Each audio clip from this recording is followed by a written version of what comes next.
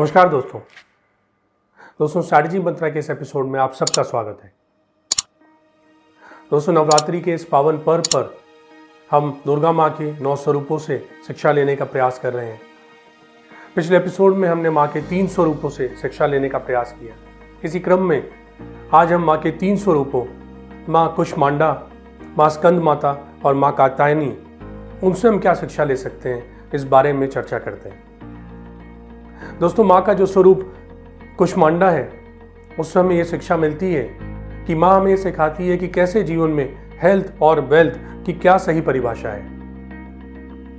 दोस्तों अक्सर आज के युग में जीवन में हम वेल्थ को अचीव करने के लिए अपनी हेल्थ को कॉम्प्रोमाइज करते हैं, और जब हमारी हेल्थ इफेक्ट हो जाती है तो हम इवेंचुअली हमारी जो वेल्थ अचीव करने की, जो अपनी परफॉर्मेंस देने की जो कैपेबिलिटी है, वो भी इफेक्ट हो जाती है।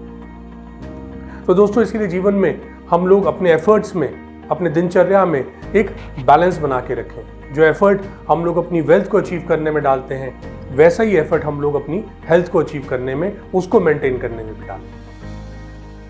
दोस्तों जब हम वेल्थ की बात करते हैं तो सबसे पहले हमारे मस्तिष्क में फाइनेंशियल वेल्थ की बात आती है, बट मुझे लगता है इसके अलावा भी और भिन्न प्रकार की और महत्वपूर्ण वेल्थ हमारे पास हमेशा रहती है।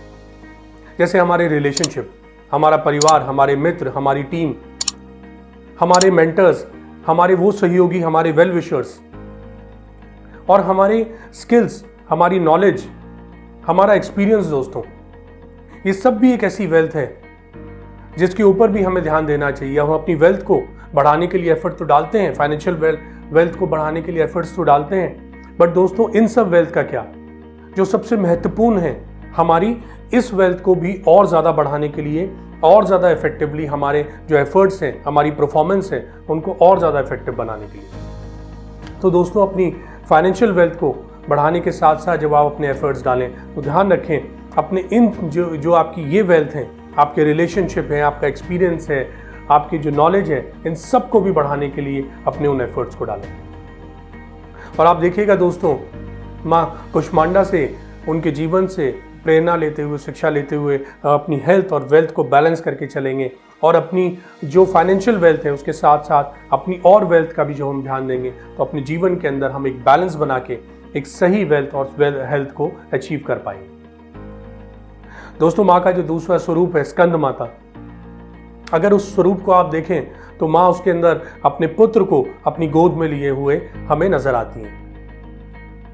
दोस्तों अपने जीवन से, अपने उस रूप से माँ हमें ये शिक्षा देती हैं, जैसे एक माता अपने पुत्र के पालन पोषण के लिए उसका ध्यान रखती हैं, अपना डिवोशन, अपना केयर उसको देती हैं, बहुत सारे सैक्रिफाइसेस करती हैं, और उनका जीवन फोकस होता है अपने पुत्र के लिए, अपने संतान के लिए, पालन पोषण के लिए, उसके एक अच्छे जीवन के लिए।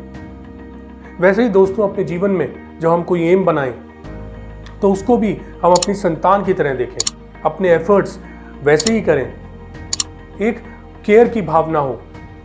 आप इस चीज़ को जानें कि बहुत सारे सेक्रीफाइसेस हो सकता है आपको अपने एम को अचीव करने के लिए करने पड़े, बट उससे पीछे ना हटें। वही लगाव, वही प्यार, वही केयर आपका अपने एक एम के लिए होना चाहिए, जैसे एक माँ का एक संतान की तरह होता है। और अगर आप इस तरीके से अपने हर एक एम को फॉलो करेंगे तो आप देखिएगा कि आप अपने हर एक एम को अचीव कर पाएंगे, सफलतापूर्वक अचीव कर पाएंगे, और एक कंटेनमेंट भी उसके साथ साथ आपको मिलेगी। दोस्तों माँ का जो तीसरा स्वरूप है माँ कात्यायनी, वो हमें निडर होने की परिभाषा देते हैं, करेजियस हमें बनाती है। एक वॉरियर की तरह हम अपने जीवन के अंदर कैसे अपने एम की तरफ, अपने लक्ष्य की तरफ आगे बढ़ सकते हैं, वो हमें सिखाती है। दोस्तों हमें माँ से ये प्रेरणा मिलती है कि अपने जीवन के अंदर हम लोग इस सोच को लेके चलें कि never give up, never surrender. दोस्तों जीवन में जब हम अपने एम की तरफ आगे बढ़ते हैं तो बहुत सारे चैलेंजेस आते हैं, उससे कई बार हम डर जाते हैं, हम गिरने लगते हैं, अपना कॉन्फिडेंस हम लोग छोड़ देते हैं। लेकिन माँ हमें ये सिखाती हैं, माँ का ये स्वरूप कात्यायनी, माँ का स्वरूप हमें सिखाता है कि अपने जीवन में वॉरियर की तरह रहना है। आप कमज़ोर पड़ें, आप हारने लगे, लेकिन उसके बाद भी आपको खुद पे विश्वास हो, अपनी स्किल्स पे, अपनी नॉलेज पे विश्वास हो, अपने मेंटर पे विश्वास हो, और उस विश्वास के साथ आप आगे बढ़ें अपने एफर्ट्स में कहीं भी कमी ना छोड़ें और स्वाभाविक ही जीत अंत में आपकी ही होगी।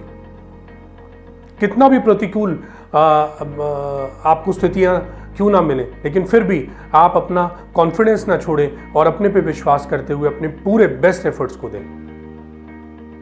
दोस्तों, माँ के इन 3 स्वरूपों से हम शिक्षा लेते हुए अगर अपने जीवन को आगे बढ़ाएंगे, अपने जीवन में थोड़ा ही बदलाव करेंगे और अपने जीवन में माँ की इन सब शिक्षाओं को उतारने का प्रयास करेंगे, तो आप देखिएगा कि हमारे जीवन के अंदर हम अपने सब संबंधों को और ज़्यादा स्ट्रॉन्ग कर पाएंगे, अपनी हेल्थ को अचीव कर पाएंगे और अपने सारे लक्ष्यों को हम सफलतापूर्वक हासिल कर पाएंगे। तो दोस्तों, आज के एपिसोड में इतना ही।